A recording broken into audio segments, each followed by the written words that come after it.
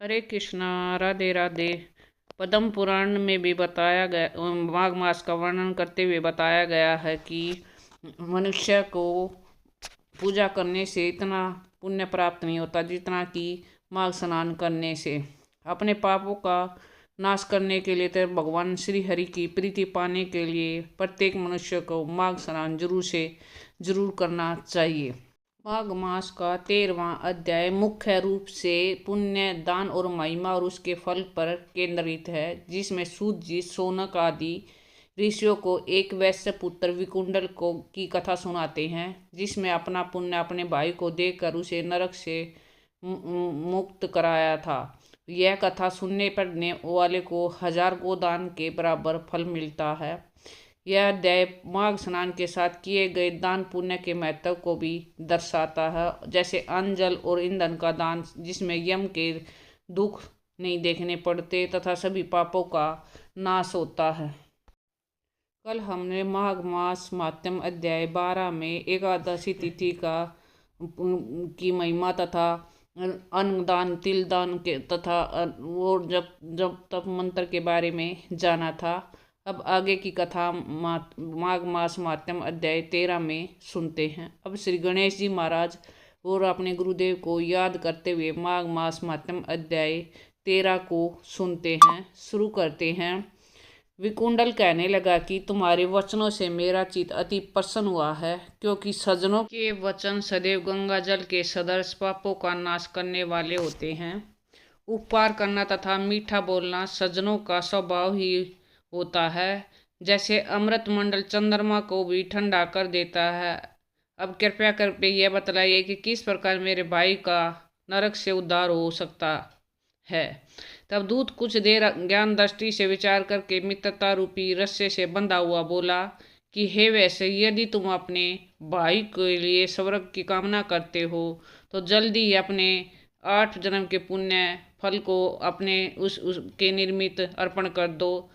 तब विकुंडल ने कहा कि हे दूत, वह पुण्य क्या है, मैंने कौन से जन्म में और कैसे किया है, सो सब बतलाओ, फिर मैं अपना पुण्य अपने भाई को दे दूंगा। दूत कहने लगा कि हे वैश्य, तो सुनो, तुम्हारे पुण्य की सब कथा कहता हूँ।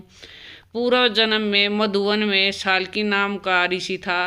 वह बड़ा तपेश्वरी, ब्रह्मा के समान तेज वाला था। नवग्रह की तरह उसकी स्त्री रेवती के 9 पुत्र थे, जिनके नाम ध्रुव, शशि, बुध, तार, ज्योतिमान थे। इन पांचों ने गृहस्थाश्रम धारण किया तथा निर्मोह, जिता में ध्यानिष्ठ और गुणातग, ये चारों संन्यास ग्रहण कर वन में रहने लगे। ये शिखा सूत्र से रहित पत्थर और सोने को समान समझते थे। जो कोई अच्छा या बुरा उनको अन्न देता वहीं खा लेते, और कोई कैसा ही कपड़ा दे देता उसको ही पहन लेते। सदैव ब्रह्मा में ही ध्यान लगाए रहते थे। इन चारों ने व्यर्थ, शीत, निद्रा और आहार सबको जीत लिया। बस चर अचर को विष्णु रूप समझते हुए मौन धारण करके संसार में विचरते थे। ये चारों महात्मा तुम्हारे घर आए। जब तुमने मध्याह्न के समय भूखे प्यासे इनको आंगन में देखा तो तुमने गदगद कंठ से आंखों में आंसू भरकर इनको नमस्कार करके इनका बड़ा आदर सत्कार किया। इनके चरणों को धोकर बड़े प्रेम से तुम इनसे कहने लगे कि आज मेरे ओहो भाग्य है, आज मेरा जन्म सफल हुआ, मुझ पर भगवान प्रसन्न हुए, मैं सनाथ हुआ। मेरे माता पिता, पत्नी, पुत्र, गो आदि सभी धन्य हैं, जो आज मैंने हरि के सदस्य आपके दर्शन किए। सो हे वैश्य, इस प्रकार तुमने श्रद्धा से उनका पूजन किया और चरण धोकर जल को मस्तक में लगाया। फिर विधि पूर्वक इनका पूजन करके तुमने इन सन्यासियों को भोजन कराया। इन सन्यासियों के भोजन करके रात को तुम्हारे घर में विश्राम किया और ब्रह्मा के में ध्यान में लीन हो गई।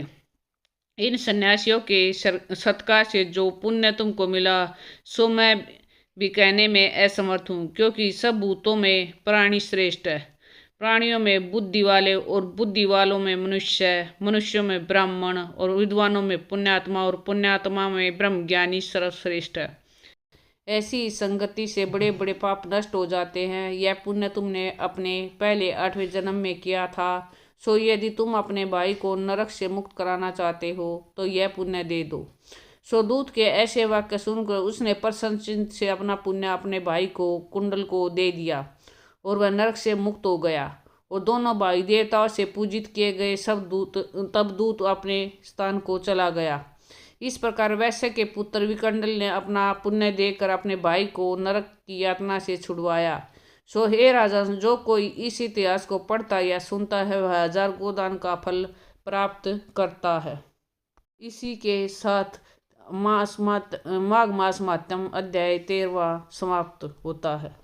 आगे की कथा हम माघ मास माध्यम अध्याय 14 में सुनेंगे। यह कथा माघ मास में किए गए पुण्य, विशेषकर अन्नदान और दूसरों को के उद्धार के लिए अपना पुण्य देने के महत्व को बताता है, जिससे व्यक्ति को मोक्ष और सुख प्राप्त होता है। माघ मास में भगवान विष्णु जप तप और दान से उतना प्रसन्न नहीं होते जितना कि माघ मास में पवित्र नदियों पर नियम पूर्वक स्नान करने से होते हैं। माघ मास में पवित्र नदियों में स्नान करने से मनुष्य की सभी मनोकामनाएं पूर्ण होती हैं। इसलिए हम सबको माघ मास में स्नान जरूर से जरूर करना चाहिए, क्योंकि माघ मास में स्नान करने से हमारे सभी पापों का अंत होता है। शास्त्रों में भी कहा गया कि ये जीवन क्षणभंगुर है, अभी है अभी नहीं। क्षणभंगुर जीवन पगले, ले ले प्रभु का नाम रे, न जाने इस देह का पंछी, कर जाए प्रस्थान रे। हमारा कोई पता नहीं कि हमारा जीवन कब तक है कब तक नहीं। इसलिए हमें हर सांस के साथ भगवान का नाम जप तप करते रहना चाहिए, क्योंकि नाम जप तप करके हम अब शक्ति मुक्ति भक्ति सब कुछ पा सकते हैं। प्रेम से, मन से, भाव से हर समय नाम जाप करते रहिए। प्रेम से कहिए हरे कृष्णा कृष्णा कृष्णा हरे हरे, हरे राम राम राम हरे हरे। प्लीज़ इस वीडियो को ज़्यादा से ज़्यादा शेयर कीजिए, अपने शास्त्रों का ज़्यादा से ज़्यादा प्रचार कीजिए, ये भी एक सेवा है। राधे राधे।